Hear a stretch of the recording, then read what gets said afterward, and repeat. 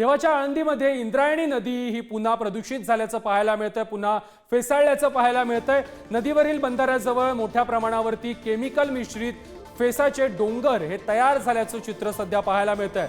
रसायन मैला मिश्रित पाणी नदीकाठच्या कंपन्यांमधून वारंवार इंद्रायणीच्या नदीपात्रात सोडलं जात असल्यानं या कंपन्यांवरील कारवाईचा फार्स फक्त कागदोपत्री चाललाय का, अशा प्रकारचा संतप्त सवाल सध्या नागरिकांकडून विचारला जातोय।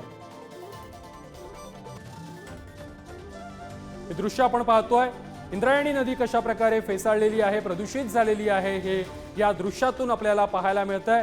आजूबाजूच्या परिसरातील कंपन्यांमधून केमिकल युक्त पाणी हे या इंद्रायणी नदीमध्ये सोडलं जातं आणि त्यामुळे आळंदी परिसरातील नागरिकांच्या जीवाला धोका निर्माण झालेला आहे। त्यामुळे या कंपन्यांवरती कारवाई कधी करणार आणि त्यांच्यावरील कारवाई ही फक्त कागदोपत्री आहे का, अशा प्रकारचा सवाल सध्या सामान्य आळंदीकर प्रशासनाला विचारतायत।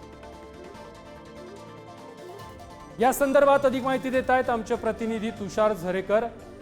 तुषार, इंद्रायणी ही दिवसेंदिवस अधिकच प्रदूषित होताना पाहायला मिळते। केमिकल युक्त पाणी या नदीमध्ये सोडलं जातंय आणि केमिकल युक्त पाण्याचा फेसाळलेला डोंगर आपल्याला या नदीमध्ये पाहायला मिळतोय, या दृश्यांमध्ये पाहायला मिळतोय। नागरिकांमधून देखील संताप व्यक्त केला जातोय। नक्कीच प्रथमेश, एकंदरीत जर आपण पाहिलं तर वारकऱ्यांचं श्रद्धास्थान असणारी ही इंद्रायणी नदी आहे, गेले कित्येक दिवसांपासून ही फेसाळल्याचं पाहायला मिळते। आता जर आपण पाहिलं तर डोंगरच जसा काय फेसाचा उभा राहिलाय की काय, असा प्रश्न आता नागरिकांमध्ये उपस्थित होतोय। वारकरी या ठिकाणी माऊलींचं दर्शन घेण्यासाठी आळंदीमध्ये दाखल होत असतात आणि आळंदीमध्ये दाखल झाल्यानंतर या इंद्रायणी नदीचं पाणीही खरं तर सेवन करत असतात।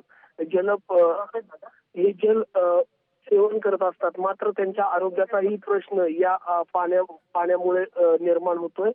एकंदरीत गेल्या काही दिवसांमध्ये जर आपण पाहिलं तर प्रदूषण नियंत्रण महामंडळ असेल किंवा आळंदी नगर परिषद असेल, पिंपरी चिंचवड महानगरपालिका असेल, यांना वेळोवेळी सरकारने आदेश देऊनही या ठिकाणी सोडण्यात येणारं मलमिश्रित पाणी आजही बंद होताना दिसत नाहीये। त्यामुळे इंद्रायणी नदीची जी अवस्था आहे ती आजही दुर्गमच होताना एकंदरीत दिसतीये। तिचे प्रदूषण हे वाढताना दिसते आणि वारकऱ्यांच्या जीवाशी जणू काय सरकार खेळतंय की काय, असा प्रश्न आता वारकरी आणि नागरिक उपस्थित करताना पाहायला मिळतात। तुषार, इथे आणखी एक महत्त्वाचा मुद्दा होता। काही महिन्यांपूर्वी म्हणजे अगदीच 2-3 महिन्यांपूर्वी मुख्यमंत्री फडणवीस, त्यानंतर उपमुख्यमंत्री एकनाथ शिंदे देखील आळंदीला आलेले होते।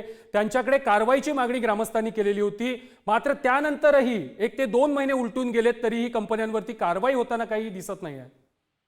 नक्कीच या ठिकाणी जर आपण पाहिलं तर तत्कालीन मुख्यमंत्री असणारे एकनाथ शिंदे ज्यावेळेस आळंदीमध्ये आले होते, त्यांनीही खरं तर या इंद्रायणी मातेचं दर्शन घेतलं होतं आणि त्यावेळेस इंद्रायणीच्या जलप्रदूषणाबाबत त्यांनीही चिंता व्यक्त केली होती। त्यांनीही प्रशासनाला आदेश दिले होते। त्यानंतर मुख्यमंत्री असणारे देवेंद्र फडणवीस असतील किंवा उपमुख्यमंत्री किंवा पुण्याचे पालकमंत्री अजित पवार यांनीही खरं तर आदेश दिले होते, मात्र प्रशासनाकडून अशी कोणतीही ठोस पावलं या इंद्रायणी नदीच्या प्रदूषणाबाबत उचलताना पाहायला मिळत नाहीये। त्यामुळे नागरिकांमध्ये मोठ्या प्रमाणामध्ये संताप आणि रोष व्यक्त केला जातोय।